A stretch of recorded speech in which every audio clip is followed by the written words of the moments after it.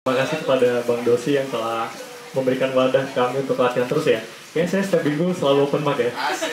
Karena saya ngerasa kayaknya harus punya jam terbang yang banyak gitu Bang. Supaya saya lancar dan juga tubuh saya juga terbiasa untuk berbicara di depan umum. Bahkan saya udah beberapa kali ngomong di depan, di awal tuh pasti masih grogi gitu Bang. Iya, karena itu hal yang wajar Bang ya. Terima kasih juga untuk teman-teman yang sudah hadir pada hari ini, terutama dosen saya tiba-tiba datang di belakang, Pak Fajar ya.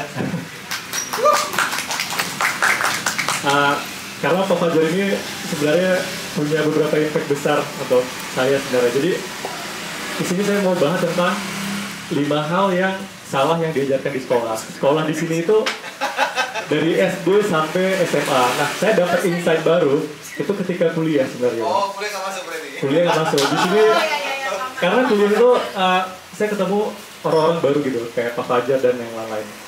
Nah, yang pertama, ini mungkin di sekolah saya aja ya, mungkin sekolah teman-teman enggak gitu.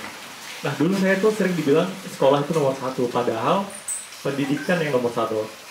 Gara-gara dibilang sekolah nomor 1 ini, kita dianggap sukses kalau kita perform di sekolah. Kalau kita nggak perform di sekolah, kita dianggap gagal. Padahal kehidupan di luar sekolah itu banyak sekali yang esensial. Artinya skill yang dibutuhkan bukan hanya skill di sekolah, bukan hanya skill untuk mengerjakan tugas, tetapi banyak hal-hal di luar sana yang penting. Nah, yang parahnya lagi teman-teman, gara-gara sekolah ini, doktrin yang masuk itu, saya percaya jenjang karir itu yang aman itu, yang datangnya pagi dan pulangnya sore. Gara-gara saya dari umur berapa sampai umur berapa tuh, kayaknya 9 atau 12 tahun itu kan, kita selalu datang pagi, pulang sore, duduk di belakang meja. Itu ngerasa kayaknya yang paling aman seperti itu. Nah, padahal tidak seperti itu. Karena doktrinnya itu kita selalu di ruangan dan menerima instruksi-instruksi yang diberikan oleh guru. Kita jarang ditanyakan pendapat. Kita hanya fokus menghafal, nyari nilai, menghafal, nyari nilai. Seperti itu. Yang kedua, meminta itu adalah hal yang tidak baik. Nah, dulu saya sering dibilang, jangan sering meminta, padahal di dunia nyata itu kita harus berani meminta. Bisnis yang besar itu adalah bisnis yang dia itu berani meminta uang yang banyak kepada investor dan meyakinkan investor bahwa bisnis dia itu bagus. Karena kadang gara-gara kita dibilang meminta itu tidak baik, kita jadi takut untuk meminta tolong kepada teman kita. Padahal kita lagi kritis. Kita jadi takut meminta sesuatu kepada orang karena kita selalu dibilang jangan terlalu banyak meminta gitu. Padahal di dunia nyata, kalau kita tahu apa yang kita pengen, sah-sah aja untuk diminta kepada orang lain, seperti itu. Nah, yang ketiga, kemampuan menghafal dan menyelesaikan soal adalah hal yang penting. Nah, ini yang sering saya dapatkan di sekolah SD sampai SMA. Kita selalu dinilai dari hafalan dan mengerjakan soal. Padahal, saya rasa ya, di dunia nyata itu, yang penting itu adalah bagaimana belajar menjaga mental kita tetap baik.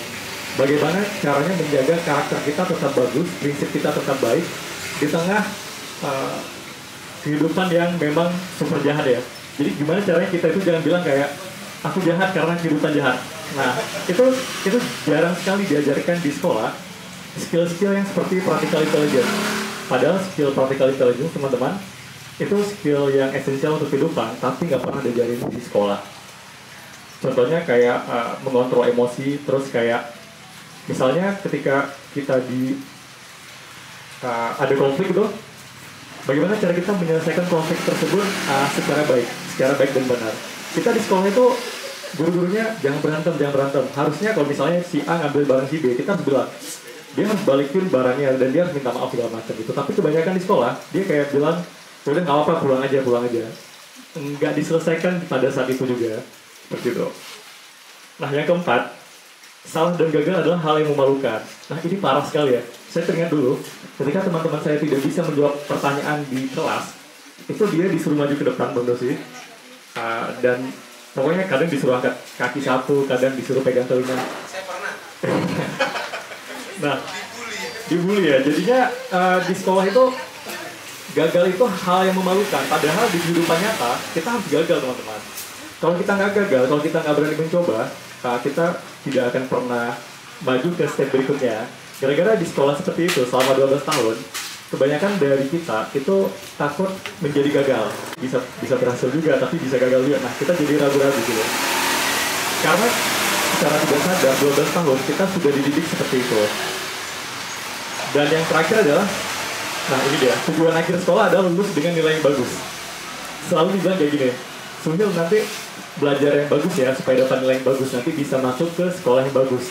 Padahal sekolah itu tempat kita memahami sesuatu, tempat kita belajar sesuatu secara lengkap gitu. Karena mindsetnya itu adalah nilai.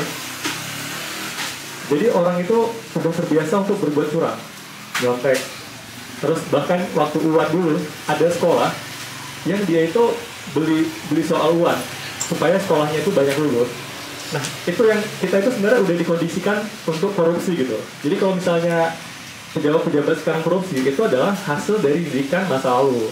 Karena didikan kita itu kita tidak apa-apa, nggak paham, yang penting nilainya tinggi gitu. Kita nggak apa-apa buat curang.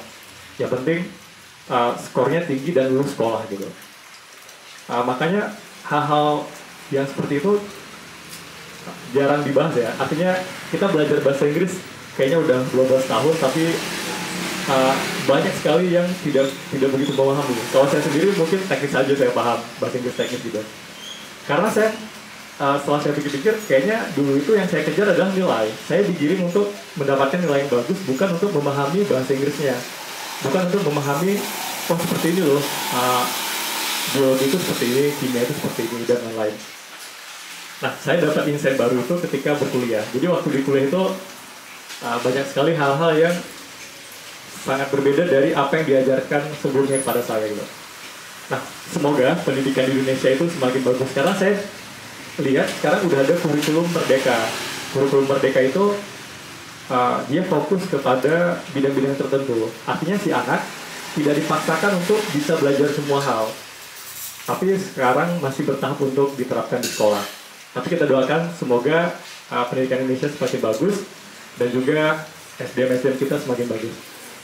Jangan sampai seperti seperti kata dari Benjamin Franklin ya. Katanya banyak orang itu mati di umur 25, tapi dikuburnya itu di umur 75.